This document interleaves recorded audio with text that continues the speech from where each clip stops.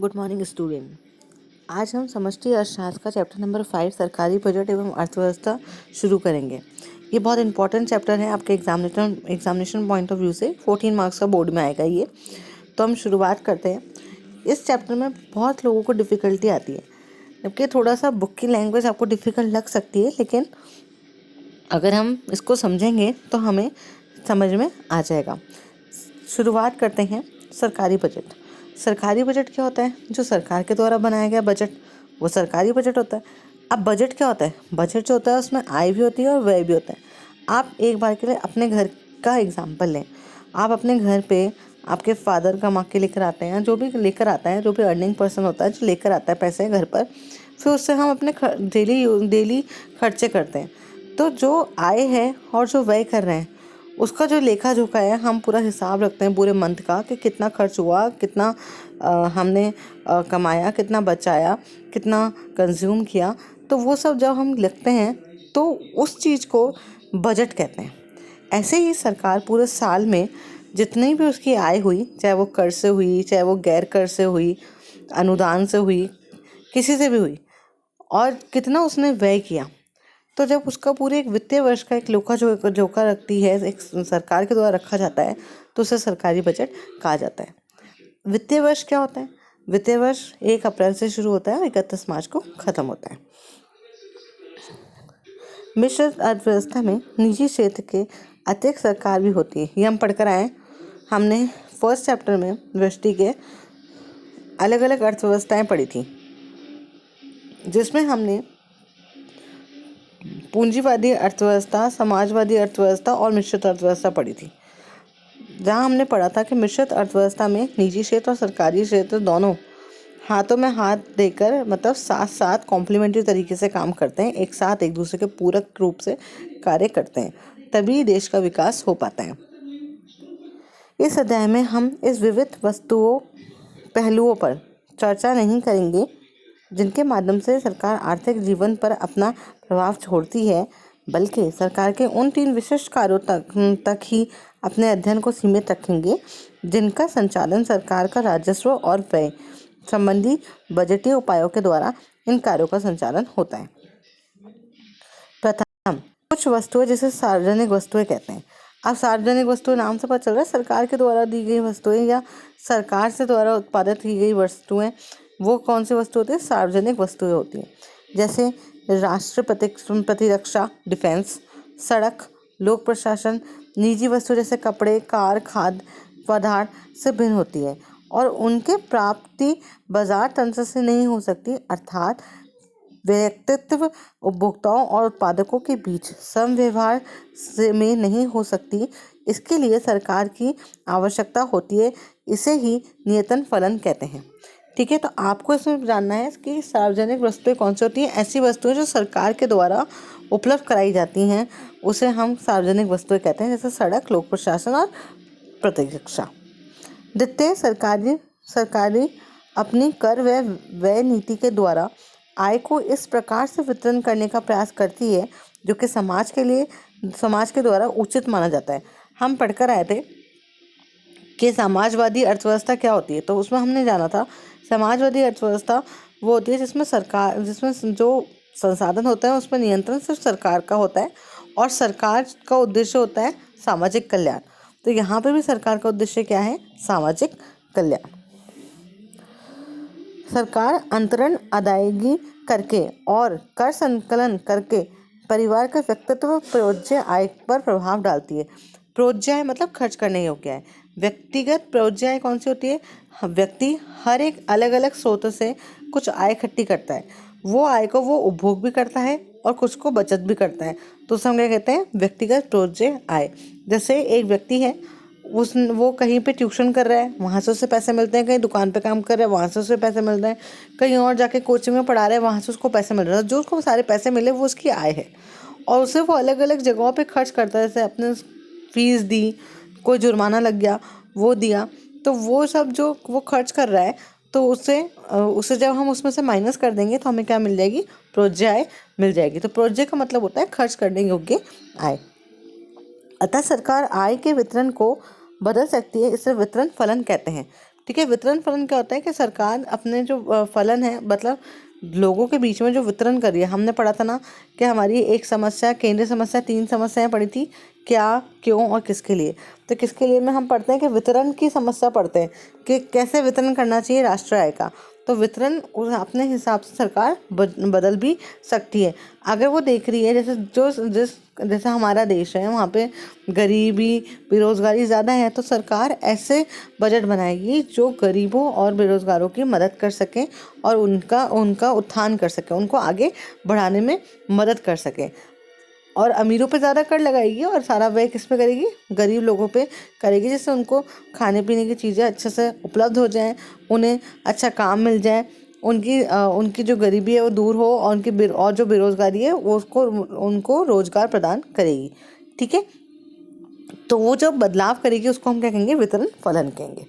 तृतीय, अर्थव्यवस्था में उच्चावल की भारी प्रवृत्ति पाई जाती है और बेरोजगारी अथवा मुद्रास्फीति की स्थिति भी दीर्घकालीन तक रहती है। दीर्घकाल तक क्यों रहती है? क्योंकि अब बेरोजगारी है, लोगों के पास काम नहीं है, तो उसको काम को सर्जित करने में थोड़ा टाइम लगेगा। और मुद्रास्फीति इसलिए लगेगी क्योंकि उत्पादन नहीं हो पा रहा, लोगों के पास कुछ लोगों के पास ज़्यादा पैसे तो वो ज़्यादा खर्चा कर रहे हैं, तो महंगाई बढ़ती जा रही है, उत्पादन नहीं हो पा रहा, पूर्ति की कमी है मांग की तुलना में, इसलिए मुद्रास्फीति की स्थिति बढ़ रही है, कीमतें बढ़ रही हैं। अर्थव्यवस्था में रोजगार और कीमतों का कुल स्तर समस्त मांग के स्तर पर निर्भर करता है, जो कि लाखों निजी आर्थिक एजेंटों के सरकार से पृथक व्यय निर्णयों का फलन होता है। कैसे निजी आर्थिक एजेंटों के सरकार से? क्यों? क्योंकि निजी जो हमने पढ़ा था पूंजीवादियों का उद्देश्य क्या होता है? लाभ कमाना होता है, लेकिन सरकार का उद्देश्य कल्याण करना होता है। इसलिए दोनों के जब उद्देश्यों में फर्क है, इसलिए दोनों के जो एजेंट हैं वो अलग अलग तरीके से कार्य करते हैं अपने उद्देश्यों की पूर्ति करने के लिए। ये सभी निर्णय अपने आप से कई कारकों जैसे आय और साख की उपलब्धता पर निर्भर करते हैं। किसी भी समय अवधि में व्यय का स्तर अर्थव्यवस्था के श्रम और अन्य संसाधनों के पूर्ण उपयोग के लिए प्राप्त नहीं हो सकते, चूँकि मजदूरी और कीमतें नीचे आकर नगण्य हो जाती हैं, एक स्तर के नीचे नहीं गिरती। इसलिए रोजगार को स्वतः पूर्ण स्थापित नहीं हो पाती। अतः समस्त मांग के वृद्धि करने के लिए नीतिगत उपायों की आवश्यकता होती है। इसके विपरीत ऐसा समय भी हो सकता है जब उच्च रोजगार की दशाओं के उपलब्ध निर्गत से व्यय की मात्रा में वृद्धि हो और इसके कारण मुद्रास्फीति उत्पन्न हो। ऐसी स्थिति में मांग में कमी करने के लिए प्रतिबंधक शर्तों की आवश्यकता होती है। इसमें घरेलू अर्थव्यवस्था में स्थिरीकरण की आवश्यकताओं की रचना होती है। कहने का मतलब ये है, अगर आप ध्यान से समझें तो इसका आपको इसमें 4th चैप्टर के सिलेबस से हट गया है, इसलिए आपको शायद ये पॉइंट समझने में थोड़ी दिक्कत हो, लेकिन मैं आपको इजी तरीके से समझा देती हूँ, एक आसान भाषा में समझें तो। अगर बाज़ार में कोई वस्तु है और उसकी मांग तो ज़्यादा है पर वो वस्तु अवेलेबल नहीं है, तो क्या होगा? कीमतें बढ़ जाएंगी। ठीक है, कीमतें बढ़ जाएंगी। कीमतें बढ़ने से क्या करोगे आप? उत्पादन ज़्यादा होगा, रोजगार ज़्यादा बढ़ेगा और वापस कीमतें अपने स्तर पर आ जाएंगी। दूसरी तरफ देखें, पूर्ति ज़्यादा है और मांग ही नहीं है उस वस्तु की, तो क्या होगा? कीमतें अपने आप ही गिरने लग जाएंगी, तो आप उस वस्तु का उत्पादन कम कर दोगे, बंद कर दोगे। ठीक है, तो उसे ही इस लाइन में समझाया गया है कि एक वक्त ऐसा आएगा जब बाजार की जो शक्तियाँ हैं, मांग और पूर्ति, तो हम समष्टि पढ़ रहे हैं, तो यहाँ पर समग्र मांग और समग्र पूर्ति दोनों इस तरीके से नियंत्रण करेंगी, इस तरह से संतुलन बनाएंगे, इस तरीके से उन्हें बदलाव आएगा कि वो अपने आप ही संतुलित उसमें आ जाएंगी और संतुलित दशा में आते ही वहाँ पर स्थिरीकरण हो जाएगा, मतलब स्टेबलाइजेशन आ जाएगा। सार्वजनिक वस्तुओं के संबंध में सरकारी प्रावधानों की आवश्यकता को जानने के लिए हमें उन बातों पर विचार करना चाहिए जो उन्हें निजी वस्तुओं से भिन्न बनाती है। सार्वजनिक और निजी वस्तुओं में 2 प्रमुख अंतर है। प्रथम, सार्वजनिक वस्तु का लाभ किसी उपभोक्ता विशेष तक ही सीमित नहीं रहता, बल्कि इसका लाभ सबको मिलता है। सार्वजनिक है तो सरकार तो सबको ही देगी ना, जिसमें कोई पैसे नहीं लगते। ठीक है, और ऐसा भी नहीं है कि जो पैसे नहीं देगा उसको नहीं मिलेगा, ये सबको मिलेगा क्योंकि सरकार के द्वारा दी है। लेकिन जो निजी वस्तुएं होती हैं उसी को मिलेगी जो उसके पैसे भरेगा, वो सबको उपलब्ध नहीं होती है। किंतु किसी निजी वस्तुओं के मामले में ऐसा नहीं होता। उदाहरणतः यदि कोई व्यक्ति एक चॉकलेट का उपभोग करता है अथवा एक उपभोग और दूसरों के उपभोग में प्रतिस्पर्धात्मक संबंध होता है, किंतु यदि हम एक सार्वजनिक उद्यान अथवा वायु प्रदूषण को कम करने के लिए उपायों पर विचार करें तो इसका लाभ सबको मिलता है। ऐसे उत्पादों का उपभोग कई व्यक्तियों के द्वारा होता है और वह प्रतिस्पर्धी नहीं होती, क्योंकि एक व्यक्ति अन्य व्यक्तियों के उपभोग को कम किए बगैर इनका भरपूर उपयोग कर सकता है। ठीक है, तो सबसे पहला क्या बताया इसने पहले बताया कि जो सार्वजनिक वस्तु होती हैं वो प्रतिस्पर्धात्मक नहीं होती और जो निजी वस्तु होती है वो प्रतिस्पर्धात्मक होती हैं। कैसे? जैसे इसने तो चॉकलेट का एग्जाम्पल लिया। अब चॉकलेट के पैसे जो देगा वही तो खरीदेगा, वही खाएगा। सबको थोड़ा ना चॉकलेट फ्री में मिल रही है। लेकिन अगर कोई बाहर सार्वजनिक पार्क है, कोई सरकारी पार्क है या कोई ऐसा पार्क है जिसमें कोई पैसे नहीं लग रहे, तो उसमें सब जा सकते हैं। उसकी जो तरोताज़ा हवा मिल रही है वो सब ले सकते हैं। ठीक है, तो वो प्रतिस्पर्धात्मक नहीं है। तो सार्वजनिक वस्तुएं प्रतिस्पर्धात्मक नहीं होती, बल्कि निजी वस्तुएं प्रतिस्पर्धात्मक होती हैं। दूसरा इसमें क्या बताया कि निजी वस्तुओं के मामले में जो कोई वस्तु के लिए भुगतान नहीं करता वह उसके लाभों से वंचित रहता है।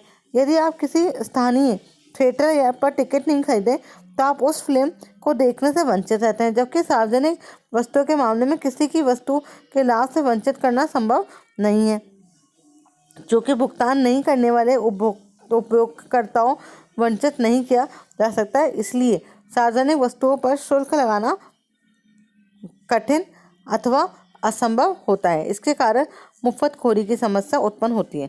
ठीक है, तो अब दूसरा क्या है कि सार्वजनिक वस्तुएं सबको मिल सकती हैं, लेकिन निजी वस्तुएं सबको नहीं मिल सकती। जो उसके लिए उसको पे करेगा उसी को मिलेगी, जो नहीं करेगा उसे नहीं मिलेगी। उपभोक्ता उन वस्तुओं के लिए अपनी इच्छाओं से किसी भी कीमत का भुगतान नहीं करेंगे जो कि उन्हें निःशुल्क प्राप्त होती है, तथा वो उपभोग की जाने वाली संपत्ति किसी व्यक्ति विशेष के स्वामित्व में नहीं होती। उत्पादक उपभोक्ता के बीच कड़ी टूट जाती है और सरकार को इस प्रकार की वस्तुएं उपलब्ध कराने के लिए निश्चित रूप से पहल करनी पड़ती है। यद्यपि सार्वजनिक प्रावधान वैसा नहीं होता है जैसा कि सार्वजनिक उत्पादन। सार्वजनिक प्रावधान का तात्पर्य है कि इनका वित्त प्रबंधन बजट के माध्यम से होता है तथा बिना किसी प्रत्यक्ष भुगतान के मुफ्त में उपलब्ध होता है। इन वस्तुओं का उत्पादन पूर्णतः सरकारी प्रबंधन के अंतर्गत हो सकता है अथवा निजी क्षेत्र के लिए। ठीक है, तो आपको सिर्फ इतना याद रखना है कि सार्वजनिक वस्तुएं जो होती हैं वो सरकार के द्वारा दी जाती हैं। निजी वस्तुएं निजी वस्तुओं के द्वारा या निजी व्यक्तियों के द्वारा या फिर निजी फर्म के द्वारा प्रदान की जाती हैं। सरकारी जो वस्तुएं होती हैं, सार्वजनिक वस्तुएं, वो गैर प्रतिस्पर्धात्मक होती हैं, लेकिन निजी वस्तुएं गैर प्रतिस्पर्धात्मक नहीं होती, वो प्रतिस्पर्धात्मक होती है। जो उसके पैसे देगा उसको वो मिलेगी, जो उसके पैसे नहीं देगा उसको नहीं मिलेगी। लेकिन सार्वजनिक वस्तुएं सबको बराबर रूप से प्रदान की जाती है। सरकारी बजट के घटक क्या क्या होते हैं? पहला घटक है राजस्व लेखा। राजस्व बजट में सरकार की चालू प्राप्तियां उन प्राप्तियों के किए जाने वाले व्यय के विवरण को दर्शाता है। मतलब कहना क्या चाहता है, ये बताना चाहता है कि राजस्व बजट क्या होता है। जब हम राजस्व प्राप्तियां और राजस्व व्यय दोनों को जोड़ दें, क्योंकि हमने पढ़ा है बजट क्या है, आय और व्यय का ब्यौरा है। आय को क्या कहते हैं? प्राप्तियां, क्योंकि हमें प्राप्त होता है, और व्यय तो व्यय मतलब खर्चा। तो जब राजस्व की बात हो रही है तो उसके आगे हम क्या लगा देंगे? राजस्व। तो राजस्व प्राप्तियां प्लस राजस्व व्यय राजस्व बजट के बराबर होता है। अब राजस्व प्राप्तियां क्या होती हैं? राजस्व प्राप्तियां सरकार की वह प्राप्तियां जो गैर प्रतिदेय अथवा पाने के लिए सरकार से पूर्ण दावा नहीं किया जा सकता। इसे कर और गैर कर राजस्व में विभाजित किया जाता है। मतलब ऐसी प्राप्तियां जो बार बार हो सकती हैं और जिसका हमें पूर्ण कोई भुगतान नहीं होगा। ठीक है, हमें उस पर खर्चा करना ही है। जैसे अभी कोरोना टाइम था, सरकार ने उपभोग की वस्तुएं बांटी। ठीक है, तो गवर्नमेंट जो उपभोग की वस्तुएं बांटी, उस उपभोग की वस्तु में सरकार ये थोड़ा ना कि ये मुझे वापस दे दो, ये मेरा है, ऐसे नहीं कहेगी। क्यों? क्योंकि वो सरकार ने लोगों की भलाई के लिए, कल्याण के लिए उस समय ज़रूरत थी तो इसलिए बांटी। ठीक है, तो वो राजस्व, ये सब चीज़ें किस में आएंगी? राजस्व प्राप्तियों में आएंगी। अब राजस्व प्राप्तियाँ दो तरीके की होती हैं, एक होती है कर राजस्व प्राप्तियाँ और एक होती है गैर कर राजस्व प्राप्तियाँ। कर राजस्व प्राप्तियाँ जो कर लगा के प्राप्त होती हैं, जैसे सरकार ने आय कर लगाया, ठीक है, कस्टम ड्यूटी लगाई, फिर प्रत्यक्ष कर भी लगा सकते हो, प्रत्यक्ष भी, तो ये तो सब आएगा प्रत्यक्ष में, और अप्रत्यक्ष जीएसटी लगाया। तो ये जो कर से जो आय हो रही है सरकार को, उसको कहते हैं कर राजस्व प्राप्तियाँ। और जो कर के अलावा हो रही है, जैसे किसी ने अनुदान दे दिया, सब्सिडी दी, किसी ने, किसी देश से हमको सब्सिडी मिली, किसी गवर्नमेंट से हमें सब्सिडी मिली, किसी बड़ी संस्था से हमें सब्सिडी मिली, ठीक है, या फिर हमें किसी ना बड़े इंस्टीट्यूट से किसी काम के लिए सब्सिडी मिली, कोई हेल्प मिली, तो वो सब हेल्प, उधार हमने किसी को दिया, उस पर जो ब्याज मिला, तो वो सब किस में आएंगी? गैर कर राजस्व प्राप्तियों में शामिल होंगी। तालिका 5.1 वित्तीय वर्ष 2008-9 के लिए केंद्र सरकार की प्राप्तियां और व्यय को प्रस्तुत करती है। राजस्व प्राप्तियों को कर और गैर कर राजस्व में विभक्त किया जाता है। कर राजस्व में कर की प्राप्तियां और केंद्र सरकार द्वारा लगाए गए अन्य शुल्क शामिल होते हैं। मतलब जितने भी कर लगाए जाते हैं तो शुल्क, वो सब इसमें शामिल होते हैं। कर राजस्व जो कि राजस्व प्राप्तियों का एक महत्वपूर्ण घटक है, वह मुख्य रूप से प्रत्यक्ष कर, जिसके बोझ प्रत्यक्ष रूप से व्यक्तिगत आयकर और फर्म निगम कर पर पड़ता है, तथा अप्रत्यक्ष कर जैसे उत्पादन शुल्क, देश के भीतर उत्पादित वस्तुओं पर लगाए गए शुल्क, सीमा शुल्क, भारत में आयात किए जाने वाले अथवा भारत में निर्यात की जाने वाली वस्तुओं पर लगाए गए कर और सेवा शुल्क शामिल होते हैं। देखिए, इससे बताया कि कर दो तरीके के होते हैं। कर क्या होता है? कर, पहले अगर आपसे कोई पूछ ले कर की डेफिनेशन क्या है, तो कर क्या होता है कि ऐसा अनिवार्य भुगतान सरकार के द्वारा लगाया जाता है। कर दो तरीके के होते हैं, एक होता है प्रत्यक्ष कर और एक होता है अप्रत्यक्ष कर, सॉरी, ठीक है, डायरेक्ट टैक्स और इनडायरेक्ट टैक्स। तो डायरेक्ट टैक्स या प्रत्यक्ष कर क्या होता है? ऐसा कर जो जिस व्यक्ति पर लगाया गया है वो ही उसे वहन करेगा, वो किसी और के ऊपर उसका बर्डन, उसका भार हस्तांतरित नहीं कर सकता। तो ऐसा कर कौन सा होता है? प्रत्यक्ष कर। जैसे आयकर है, अगर हम कमाते हैं और हमारी आय है तो हमारी आय के ऊपर कर लगेगा, हम किसी और को नहीं कह सकते कि आप वो कर दो, तो वो कौन सा कर है? प्रत्यक्ष कर। निगम कर क्या होता है? किसी कंपनी है, कंपनी के ऊपर जो कर लगेगा उसे कौन सा कर कहेंगे? निगम कर कहेंगे, ठीक है। ऐसे ही अप्रत्यक्ष कर होता है। अप्रत्यक्ष कर ऐसे कर जिनका भार हम दूसरे के ऊपर हस्तांतरित कर सकते हैं, जिसे कोई दूसरा व्यक्ति वहन करेगा, वो व्यक्ति नहीं करेगा। जैसे आप मार्केट में जाते हो, कोई वस्तु लेने जाते हो, तो आपने कोई रजिस्टर लिया, तो उस रजिस्टर पर पीछे लिखा होता है included all the taxes, MRP के नीचे। तो उसमें क्या मतलब होता है? उसमें जो प्रोडक्शन टैक्स होता है, जो एक उत्पादक को देना चाहिए, जो दुकानदार को वहन करना चाहिए था, या उससे पहले जो जिसने प्रोडक्ट बनाया उसको वहन करना चाहिए था, लेकिन वो किससे वसूलता है? वो उपभोक्ता से वसूलता है। तो वो जो उसने टैक्स हस्तांतरित कर दिया उसे हम क्या कहेंगे? इनडायरेक्ट टैक्स कहेंगे। जैसे अभी इनडायरेक्ट टैक्स में सिर्फ एक टैक्स है, GST है, ठीक है। इसके अलावा जो आयात निर्यात होता है वस्तुओं का, उसके ऊपर जो टैक्स लगता है, उसके ऊपर जो ड्यूटीज़ लगती हैं, एक्साइज ड्यूटीज़, कस्टम ड्यूटीज़, वो सब भी किस में आएंगी? अप्रत्यक्ष कर में शामिल होंगी, ठीक है। तो वो सब चीज़ें किस में आएंगी? राजस्व कर प्राप्तियों में शामिल की जाएंगी, क्योंकि कर ही तो है, टैक्स ही तो है, और जो जहाँ हमें कर से आय हो रही है वो कर राजस्व प्राप्ति है।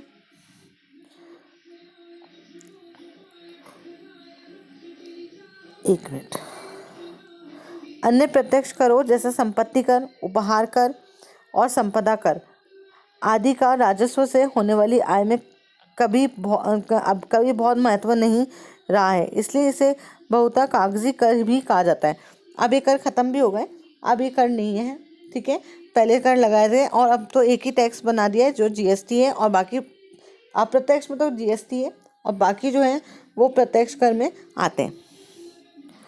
जबकि उत्पादन शुल्क का योगदान 24.9% दूसरे स्थान पर रहा।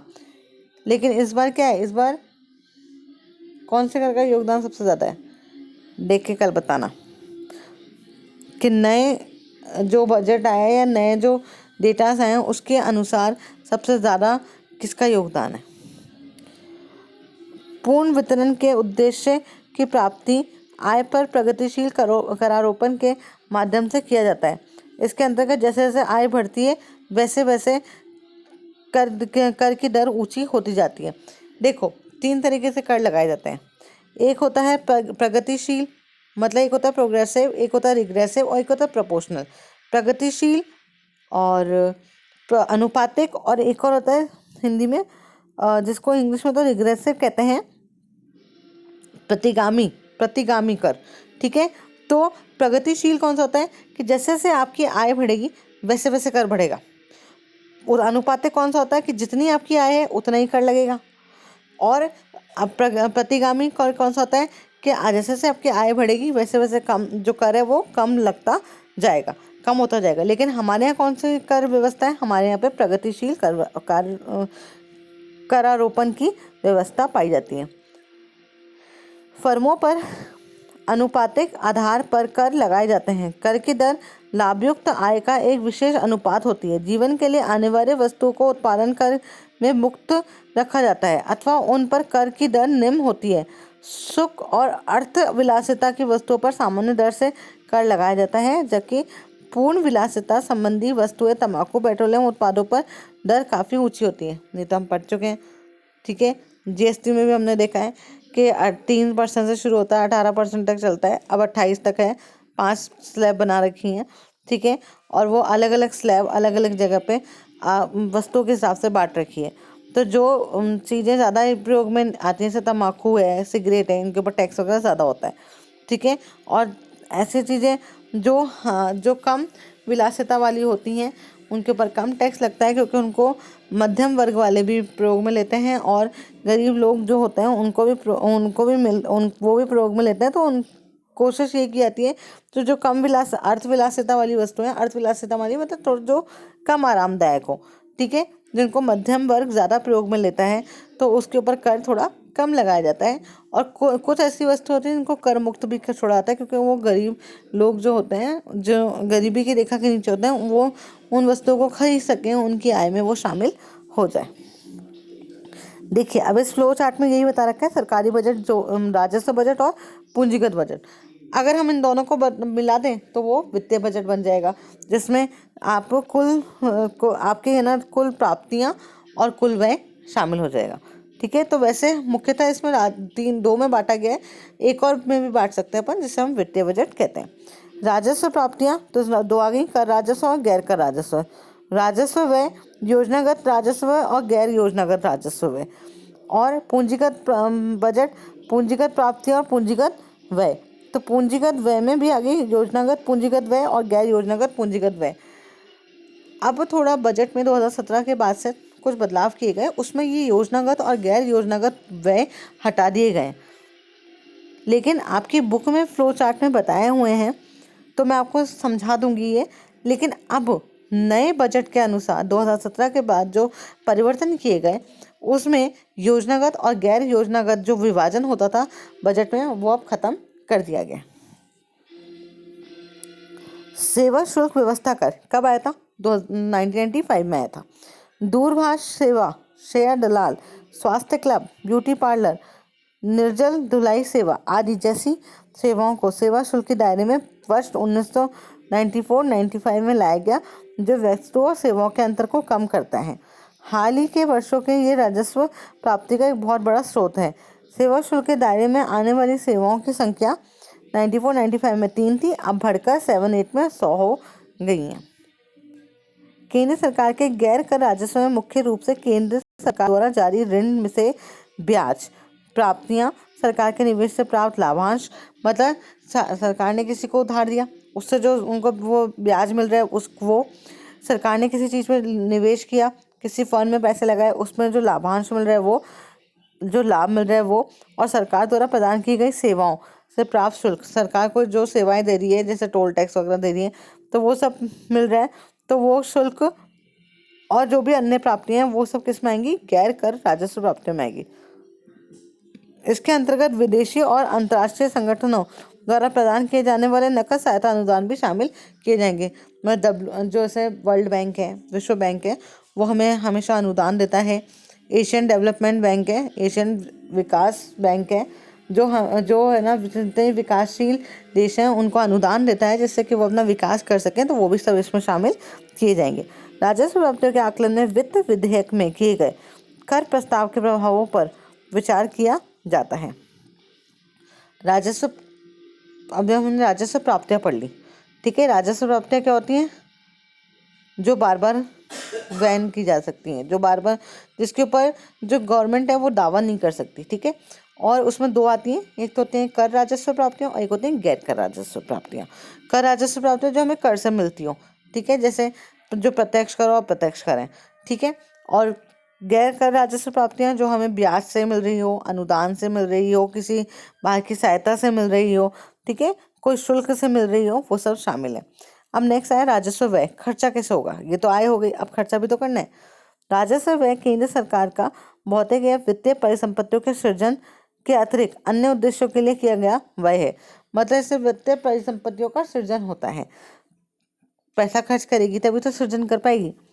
राजस्व व्यय का संबंध सरकारी विभागों के सामान्य कार्यों तथा विविध सेवाओं, सरकार द्वारा उपगत ऋण, ब्याज अदायगी, राज्य सरकारों और अन्य दलों को प्रदत्त अनुदानों, यद्यपि कुछ अनुदानों से परिसंपत्तियों का सृजन भी हो सकता है, आदि पर किए गए व्यय से होता है। मतलब जितने भी ये पैसे खर्च करती है, अनुदान देती है, वो सब अनुदान वगैरह जो है वो सब किस में आएंगे? राजस्व व्यय में आएंगे। बजटीय दस्तावेज में कुल राजस्व व्यय को योजनागत और गैर योजनागत व्यय में मदों में बांटा जाता है। योजनागत राजस्वगत व्यय का संबंध केंद्रीय योजनाओं, पंचवर्षीय योजनाओं और राज्यों तथा संघ शासित प्रदेशों को योजना के लिए केंद्रीय सहायता से है।